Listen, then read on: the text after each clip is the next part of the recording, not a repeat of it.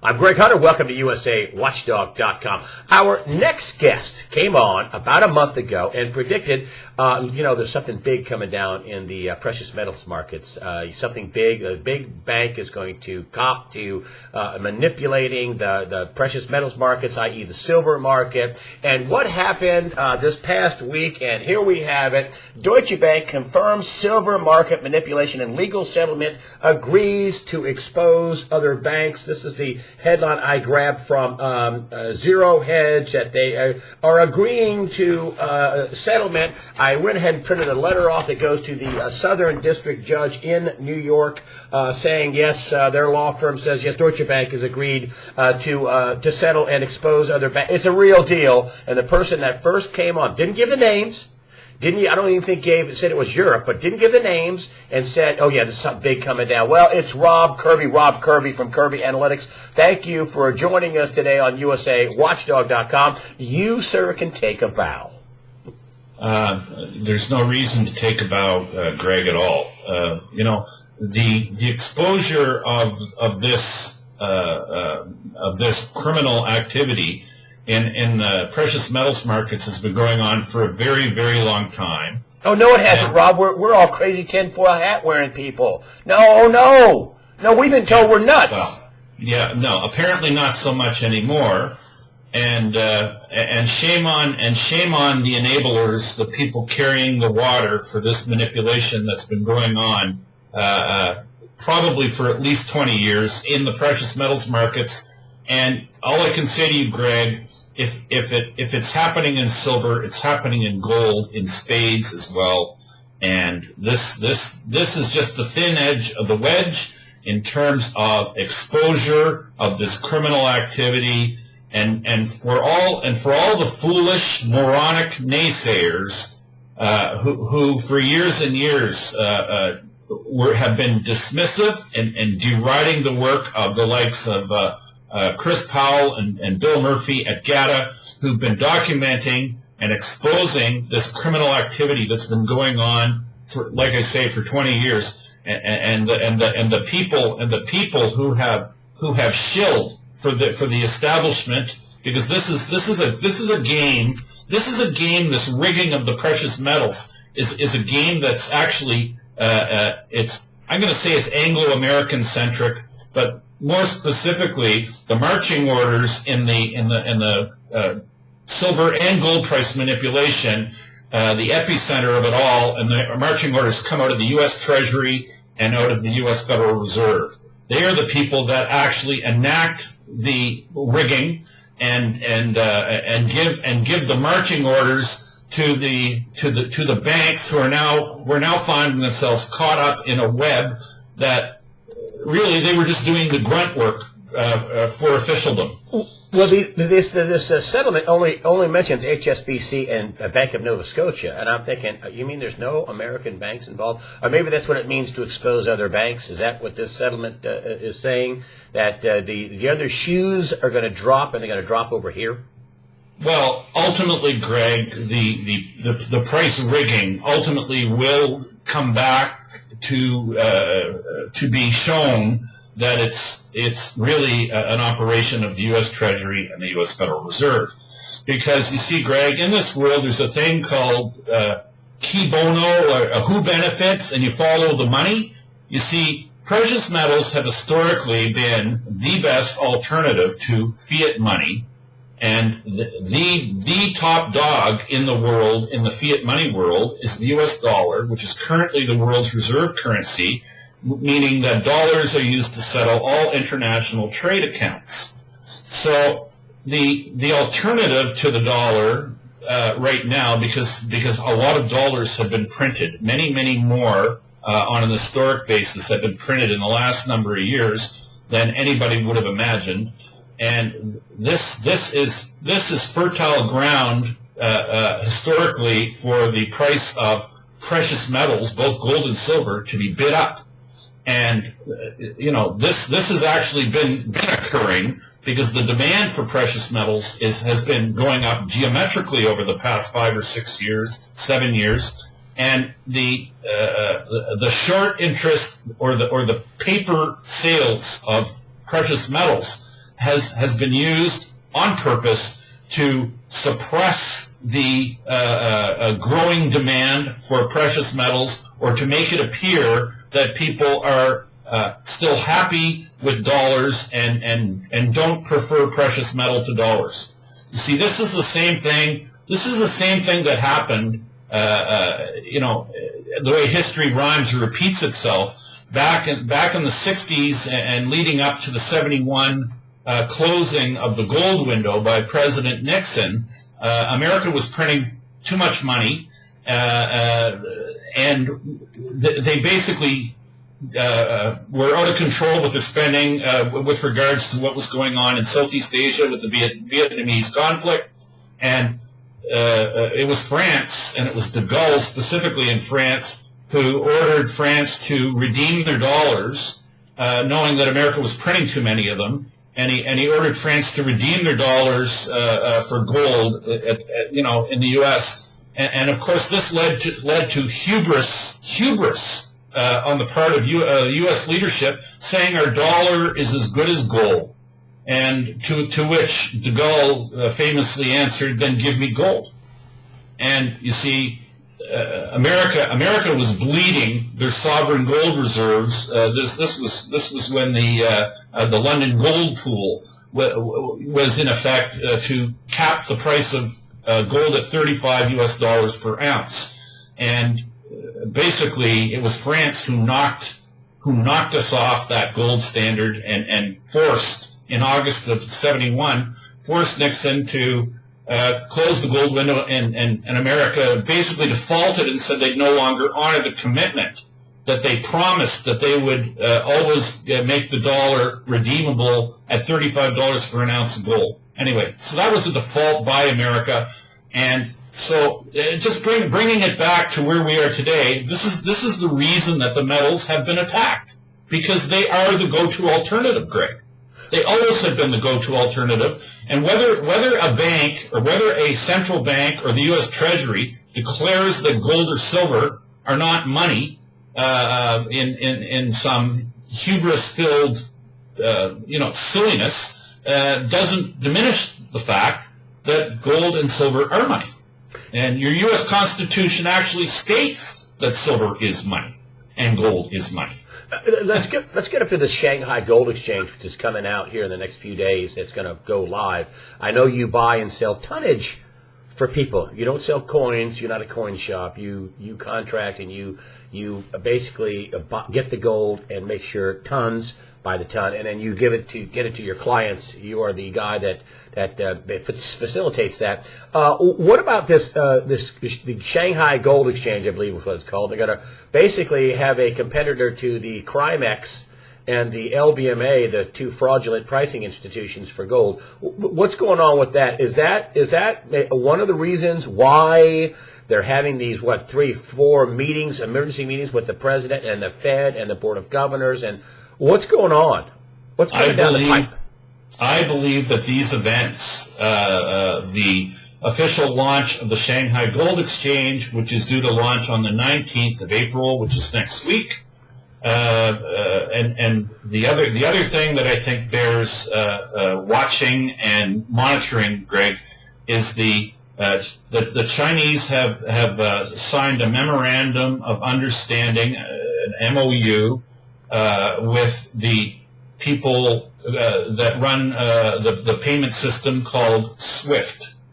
And I mean, you can Google the term SWIFT, and you can read about it's a global payments form for settling global trade, but it's European centric, and it's really up until now the SWIFT method of settling international payments has been largely the secondary means of settling global trade, because the primary means of settling global trade up until now has been through a U.S.-centric payment platform called the Clearinghouse Interbank Payment System, or CHIPS, and the FedWire. And most of global trade is currently settled via payment transfers via chips or via the Fed wire, but with China merging their upstart system called CIP, which is the Chinese interbank payment system, the Chinese appear to be on the verge of merging their interbank payment system with SWIFT, and my gut is telling me that this will very much marginalize America as the arbiter or the main processor of global payments. What does that mean to the U.S. dollar? This to me means this could embody, and very likely, in my view, will embody very possibly a global reset in terms of which currency is going to be the world reserve currency, because I have a very, very sneaking suspicion that when China merges with the SWIFT system, I believe that there's a very strong possibility that China's going to back their currency with gold. And I do believe that this is why China has been so aggressively buying the physical gold for the past 10 or 15 years that they've been doing it, is with a view to dislodging the dollar as the world's, or greatly diminishing the dollar as the world's reserve currency. So that's what I think's at play right now, Greg. And I think that U.S. Bankers and regulators have caught wind of this, and they're aware that it's coming.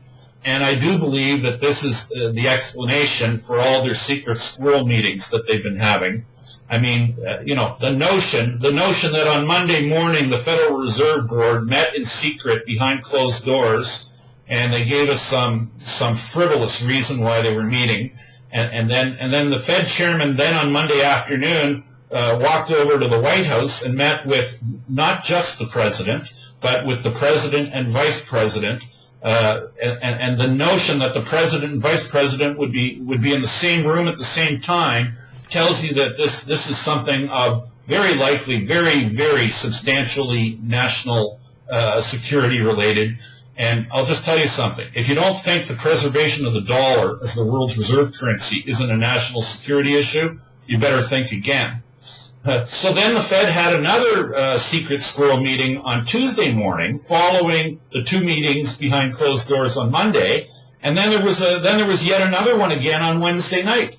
So these central bankers, you see, in my view, Greg, from 30,000 feet, they look like cockroaches that somebody's just shined a flashlight on, and they're scurrying about, trying to do whatever they do to mitigate the damage that they've created. I mean, it's been U.S. policy to suppress the price of precious metals. All this is all coming down at the same time. I mean, you're having the silver thing revealed, and obviously if they manipulated silver, then you count it, they manipulated gold officially. And then you have the Shanghai Gold Exchange coming on. You have this China bank, this merging with the SWIFT system, and all of a sudden, are you saying that we could have a dramatic and overnight reduction in the value of the dollar? I think that this is coming in very, very short order now, Greg. To me, the trail of breadcrumbs, it's so pronounced, and it's so indicating that this is what is afoot right now. And you think that the man on the street is going to say, "What? Gas is $8 a gallon, huh? What? You're going to see that all of a sudden, boom, the dollar's going to be the banks are going to be shut down. They're going to have a holiday, and they're going to revalue all the currency." Well, I mean, listen, how quickly we've moved through all of that, Greg, is I would say open for conjecture, but that's the direction we're headed in. In my view, unmistakably we're headed in that direction. And the only real question is how long these criminal central bankers can MacGyver the system and keep it together with elastic bands, paperclips, and bungee cords. But it won't. This is going down. This is going to happen. You think it's going down? We're not talking about in 2017 or. No, I think it's going down in the next 2-3 weeks. I think it's going down. You know, we've talked about. What would they be? Listen, Greg, like-minded people to me that I communicate with all over the world, and these are very, very, decorated people, renowned economists, renowned writers, renowned authors and researchers. You know, we've all speculated that this is what would eventually happen. Well, now we're here. The clock's about to strike midnight, and these buffoons who have denied that any of this has been going on. Well, you know what? You know what they've done to their clients, customers, and constituency. They've literally done them such a disservice. And they're going to be all bag holders now. They're holding the bag. And and so the people like the CFTC, after a 5-year investigation, and they shut this thing down, I think in 2013, and went, "Well, nothing there." The CFTC should be embarrassed beyond belief. They should be criminal charges should be put against them. Yes. I mean, what are you talking about? This is fraud. Yes. It was a fraudulent investigation. 5-year investigation. They came up with nothing. Fraudulent. It constitutes serious high crimes against humanity in my book. And the American people. And what about people like Dennis Gartman? Wasn't he one of the on the bandwagon saying, "Oh no." The Jeffrey Christians of the world, the Dennis Gartmans of the world, who for years and years and years said that there was no evidence that the markets were rigged. These are the people who carried the water for these banks that were engaged in this. So, to all those guys, I think they all deserve, to have polka dot suits and red noses now, because they really are the clowns of the financial universe. They are the clowns, and and people should know, or people who've missed this development and what's likely to come in very short order. If they get angry and they want to know who to blame for their lack of being a part of what's going to occur, those are the people they need to thank, because those are the people that carried the water and enabled, and all these wonderful anchors on the major business networks who shilled for this criminality for years and years, and referred to people who were trying to point it out as conspiracy theorists, and it just makes me want to vomit just thinking about these people who gained the trust of the public because they had positions of being talking heads, because they had, and it's so sad, it's dark. And it's dark. Let's connect some dots here. Here we have the buzzing of Russian planes of U.S. Military Navy. And we have reports of that. We have reports. These are bona fide reports of Chinese nuclear submarines, and they wouldn't want this out unless they wanted it out on the west coast of the United States. This is all in preparation for this exposure by Deutsche Bank, and they're going to expose other banks, and the Chinese, the CIP, merging with the SWIFT system, and all these meetings with the Fed. You're saying all this stuff appears to be interconnected because something is powerful wrong, and something's going to happen soon. That's what I'm thinking. What would they just pretend that you're in the Fed meeting and Rob Kirby was invited to the meeting, and what would you be hearing the board of governors, or what would you be hearing Yellen telling the president and vice president? You're just sitting back there on the other side of the president's desk, and you're one of his consultants. And what do you think Yellen would be telling the president and vice president right now?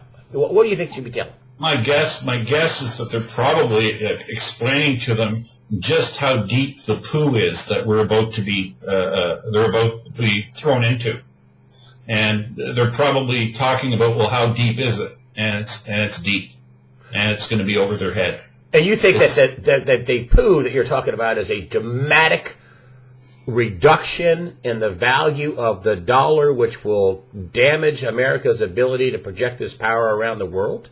I do believe so. I think it's of the time to happen now. we're at the 0 hour where this is going to get unrolled or unfurled. It's coming. Anybody who's ignoring what's going on, I'll just tell you something. Get your head out of the sand. This is coming. And it's we're locked and loaded here. And what do you suppose they're going to do now? I mean, I have long said that they're at some point either they're going to gun it and they're going to blow the tranny. They're going up the hill and it's slipping, or they're going to blow the motor, or that, or they're going to gun, or they're flying over and they're losing altitude and they're looking for a field to control crash. Either way, what do you suppose they're going to do to try to control this crash? My thoughts can get very dark when I think about. Let's hear them. Historically, Greg, when banks have nothing else they can do, they take us to war. So, does that mean we're going to have, a world war? Are we going to have a nuclear war? If that's what they really have in store for us, I mean, there's an awful lot of people in and around the U.S. administration who talk in terms of being able to win a nuclear war. I don't think there's any winners in a nuclear war myself, and I hope and pray that that's not what they're going to do. But you see, my feeling is that the people that have seized power in America are a group of globalists who have no heart, no soul.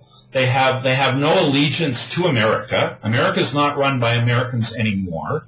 I mean, look at the absolutely preposterous antics that are going on in the electoral process right now in America. Yeah, America clearly is not run by Americans. Yeah. I mean, the Democratic Party and the Republican Party, they don't care who the American people want to be their representative or be their leader. They've canceled caucuses and primaries in how many states already? The will of the people is being ignored. And I'll just tell you something. That isn't going to stand. Because you know what? Americans care about their Constitution. Americans care about their country.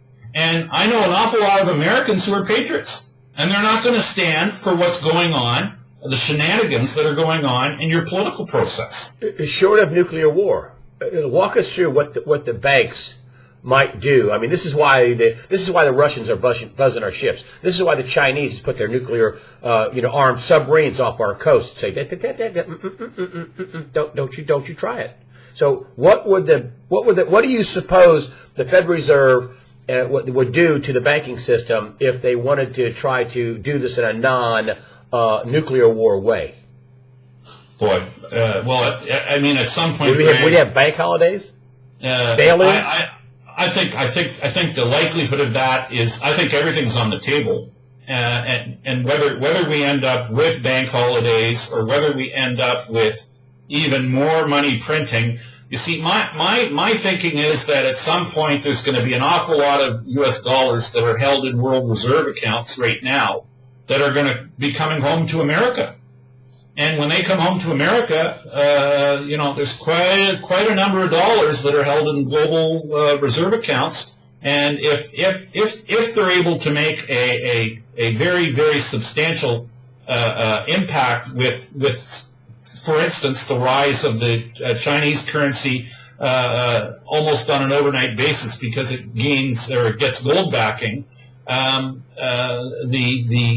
adjustment in global reserve accounts could create a tsunami of dollars coming back to America in a very, very short period of time, and that could absolutely trigger something approaching a hyperinflationary event, or certainly stagflation, super stiff inflationary pressure. So that's the minimum that I see occurring relatively soon. And do you think that they would have a lot of bond defaults? I mean, right now we have officially Puerto Rico, and you're in Canada, and but they're running these commercials. I'm saying, don't let the U.S. Congress bail out Puerto Rico. Well, they're not bailing them out. They're going to let them go Chapter 9. And when a municipality goes Chapter 9, you can't come take their skating rink and their parks and their ports and their parking garages. You can't have that. And then we're talking $70 billion just for Puerto Rico. I mean, this is like Connecticut or Delaware going under. Well, you know what, Greg? The sad part about all this is what you're really talking about is really, it gets back to a function of accounting, and because you're talking about whether entities are solvent or insolvent or bankrupt or able to continue operations. Well, there's a thing called accounting that is the means by which you measure whether an entity is solvent or insolvent. But there's a law on the books that was put on your books in America in 1934, and the law goes that in its current incarnation that the intelligence czar in America has the ability to grant publicly traded companies that trade on the stock exchange, like the banks like J.P. Morgan, Bank of America and Citibank, that if the intelligence czar deems that it's in the interest of national security, they can grant a company a waiver whereby they can effectively have no accounting.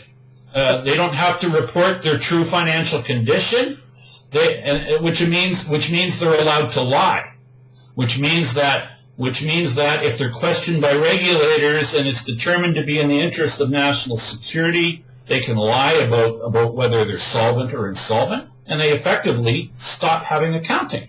So how do you determine whether an entity is solvent or insolvent or bankrupt if they don't have accounting?